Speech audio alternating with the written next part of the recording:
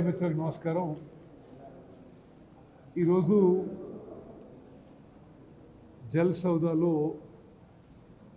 ఉమ్మడి మహబూబ్ నగర్ జిల్లాకి సంబంధించిన ఇరిగేషన్ ప్రాజెక్టుల విషయంలో అక్కడ మంత్రులు, పార్లమెంట్ సభ్యులు, శాసన సభ్యులతో మరి వారి సమక్షంలో మొత్తం ప్రాజెక్టులు ఒకసారి రివ్యూ చేయడం జరిగింది. ఈరోజు చర్చలో జరిగిన విషయాల కంటే ముందు ఒకటి చెప్పాలంటే, మొన్న నేను శాసన సభలో చెప్పినట్టుగా బయట ప్రజెంటేషన్ ఇచ్చినట్టుగా ఈరోజు తెలంగాణలో ముఖ్యమంత్రి రేవంత్ రెడ్డి గారి నాయకత్వంలోని కాంగ్రెస్ ప్రభుత్వం కృష్ణా నదీ జలాలని సంపూర్ణంగా మన వాటా ప్రకారం మన రైతులకి, మరి ఉమ్మడి మహబూబ్ నగర్, ఉమ్మడి నల్గొండ, ఖమ్మం జిల్లా రైతులకి, ప్రజలకి ఉపయోగించుకోవడానికి అన్ని విధాల చర్యలు తీసుకుంటున్నాము. కృష్ణా నదీ జలాలలో ఒక చుక్క నీళ్లు కూడా మేము వదులుకోవడానికి సిద్ధంగా లేము. న్యాయ పోరాటమైనా, కేంద్ర ప్రభుత్వంతో అయినా, కేఆర్ఎంబి అయినా అన్ని ఫోరమ్స్లో కృష్ణా నదీ జలాలతో మరి ఉమ్మడి మహబూబ్ నగర్, ఉమ్మడి నల్గొండ, ఖమ్మం జిల్లా రైతులకు ఏ విధంగా మేలు జరగాలో ఆ విధంగా మేము చర్యలు తీసుకుంటున్నాము. మేము చేసింది సక్సెస్ అయిందని చెప్పడానికి మీ ద్వారా యావత్ తెలంగాణ రైతాంగానికి, ప్రజానీకానికి తెలియజేసిందంటే, తెలంగాణ చరిత్రలోనే కాదు, ఉమ్మడి ఆంధ్రప్రదేశ్ చరిత్రలో ఎక్కువ ఆయకట్టు కృష్ణా బేసిన్లో ఈరోజు మన కాంగ్రెస్ ప్రభుత్వంలో ఎక్కువ వ్యవసాయ విస్తీర్ణం జరిగింది. ఎక్కువ పంట పండింది మన కాంగ్రెస్ ప్రభుత్వంలో.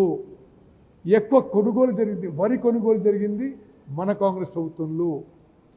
అంటే అంకెలతో సహా చాలా స్పష్టంగా జిల్లాల వారికి కూడా అంకెలు ఇవ్వడం జరిగింది. కృష్ణా బేసిన్లో ఎక్కువ వ్యవసాయ విస్తీర్ణం, ఎక్కువ వ్యవసాయ పంటలు, ప్రత్యేకంగా వరి పంటలు ఎక్కువ కొనుగోలు జరిగింది తెలంగాణలో కాంగ్రెస్ ప్రభుత్వం ఏర్పడ్డ తర్వాత.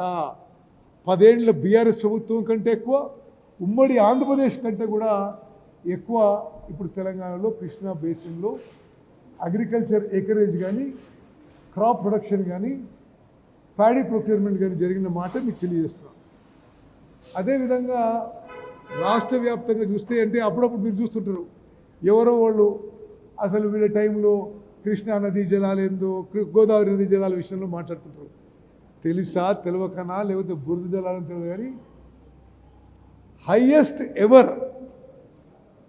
Highest ever agricultural production, paddy production భారతదేశంలో 29 రాష్ట్రాల్లో మన కాంగ్రెస్ ప్రభుత్వంలో ఈ ఖరీఫ్ పంటలో వచ్చింది. 148.5 లక్షల మెట్రిక్ టన్నులు. కృష్ణా బేసిన్లో హైయెస్ట్, గోదావరి బేసిన్లో కూడా highest. 148.5 lakh metric tons production, 72 lakh metric tons procurement. ఒక్క పంటలో ఇది నిజంగా నేను చాలా సంతృప్తితో తెలియజేస్తున్నా. నేను ఈ ఎక్సర్సైజ్లో ఒక భాగస్వామ్యం కావడానికి ఇది నా అదృష్టంగా భావిస్తున్నా. ఒక్క పంటలో, ఈ ఖరీఫ్ పంటలో తెలంగాణ వరి రైతాంగానికి ముఖ్యమంత్రి రేవంత్ రెడ్డి గారి నాయకత్వంలోని కాంగ్రెస్ ప్రభుత్వం 20,000 కోట్లు నేరుగా రైతుల జేబులోకి పెట్టాం. 20,000 crores in one paddy crop in kharif. మరి ఆ విధంగా ముందుకు పోతూ ఎప్పటికప్పుడు ఇరిగేషన్ విషయాల్లో మరి సమీక్షలు చేస్తూ ప్రాజెక్టులు వేగవంతం చేయాలని చెప్పి మేము ప్రయత్నంలో భాగంగా ఈరోజు ఉమ్మడి మహబూబ్ నగర్ జిల్లా ప్రాజెక్టులను రివ్యూ చేయడం జరిగింది. మరి Palamuru Rangareddy project, Mahatma Gandhi Kalwakurthy lift irrigation scheme, Nettempadu, Bhima, Koil Sagar, మరి కోయిల్ సాగర్, అదేవిధంగా కొడంగల్, నారాయణపేట్, మక్తల్ స్కీమ్స్ని ఈరోజు రివ్యూ చేసుకున్నాము. ఒక పెద్ద ఇనిషియేటివ్గా మరి మా ప్రభుత్వం ల్యాండ్ అక్విజిషన్ విషయంలో రాష్ట్ర వ్యాప్తంగా ఇరిగేషన్ ప్రాజెక్ట్ అవసరమైన ల్యాండ్ అక్విజిషన్ భూసేకరణ జూన్ 2వ తారీఖు లోపల 5,000 కోట్లు ఖర్చు పెట్టి మొత్తం ల్యాండ్ అక్విజిషన్ పూర్తి చేయబోతున్నాము. దాని భాగంగానే ఉమ్మడి మహబూబ్నగర్ జిల్లాలో ఎక్కడెక్కడైతే ల్యాండ్ అక్విజిషన్ అండ్ R&R పనులు ఉన్నాయో జిల్లా కలెక్టర్లు కూడా పిలిచినాం, సిఈలకు కూడా చెప్పినాం. మరి తప్పనిసరిగా మేము ఈ జూన్ లోపల సరే రాష్ట్ర వ్యాప్తంగా పూర్తి చేస్తాం, మహబూబ్నగర్లో కూడా పూర్తి చేస్తాము. అదేవిధంగా మరి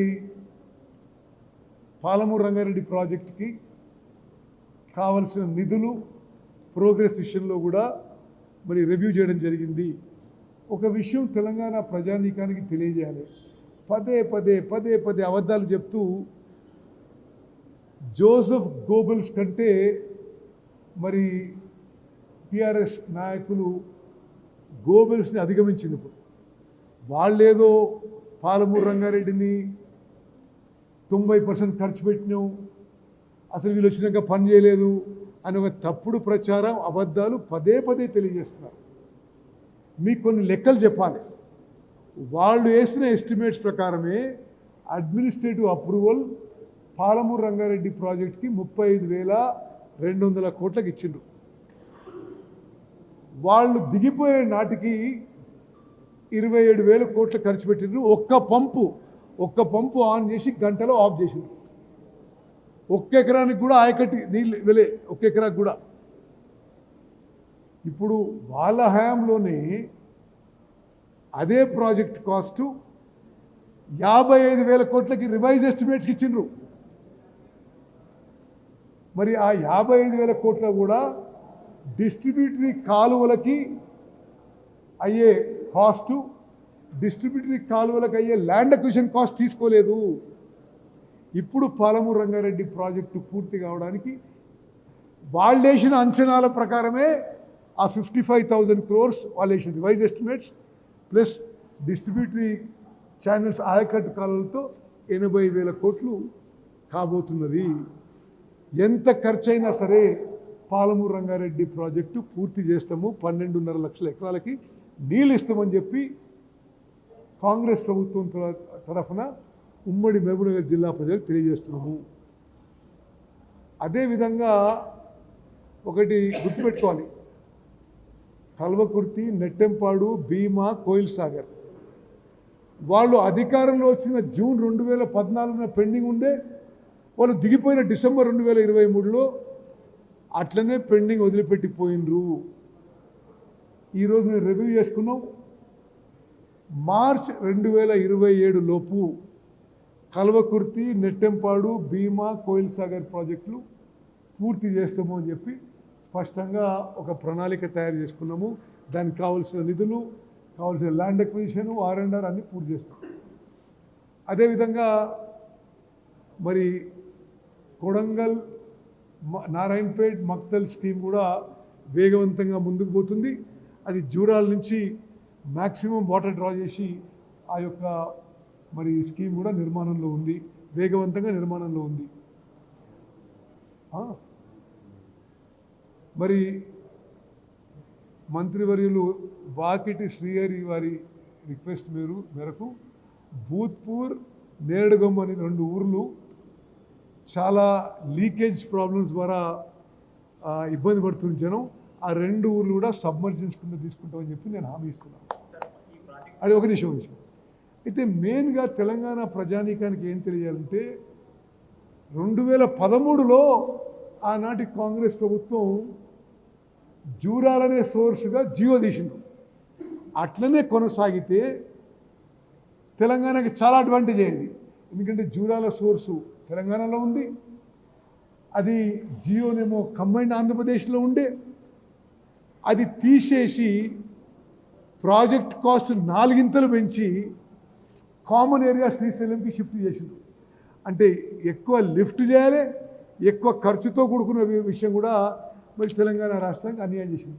మీరు ఒకటే గమనించాలి, తుమ్మడిగట్టు నుంచి మేడిగడ్డకు షిఫ్ట్ చేయడం తెలంగాణకు ఎంత అన్యాయం జరిగిందో, జూరాల నుంచి శ్రీశైలం షిఫ్ట్ చేయడం కూడా అంతే అన్యాయం జరిగింది. తెలంగాణ ప్రజలు మరి మోసపోయినరు, తెలంగాణ రైతులకి నష్టం జరిగిందని చెప్పి నేను మనం చేస్తున్నాం.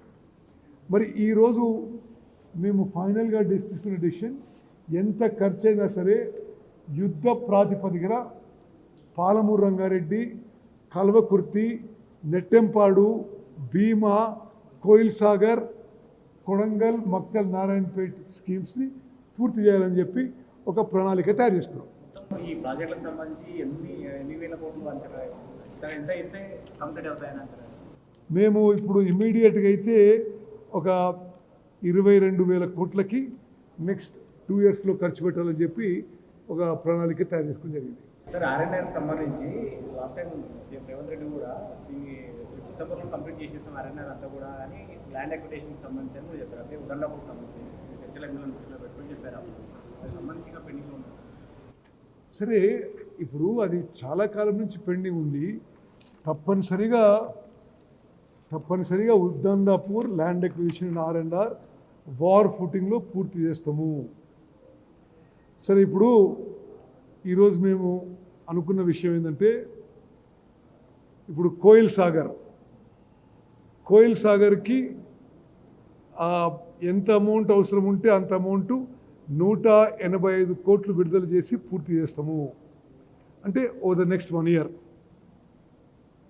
మరి భీమా 202 కోట్లు, నెట్టెంపాడు 252 కోట్లు, కల్వకుర్తి 909 కోట్లు. ఈ 4 ప్రాజెక్టులకి 1,550 కోట్లు ఓవర్ ద నెక్స్ట్ 1 ఇయర్ కేటాయింపజేసి ఈ ప్రాజెక్టులు సంపూర్ణంగా పూర్తి చేస్తామని చెప్పి ఒక ప్రణాళిక తయారు చేసుకుంటున్నాం. అదేవిధంగా పాలమూరు రంగారెడ్డికి ఏ విధంగా నిధులు కేటాయించాలి, ఏ విధంగా మక్తల్, నారాయణపేట్, కొడంగల్ స్కీమ్కి ఏ విధంగా నిధులు కేటాయించి మ్యాక్సిమం ఆయకట్టు వచ్చే ఇయర్ సాధించాలని చెప్పి ఒక ప్రణాళిక తయారు చేయడం జరిగింది.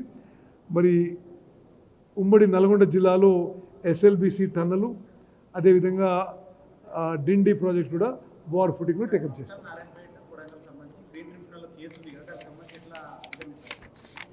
ఏ పని చేసినా చట్ట పరిధిలోనే చేస్తాము. Thank you.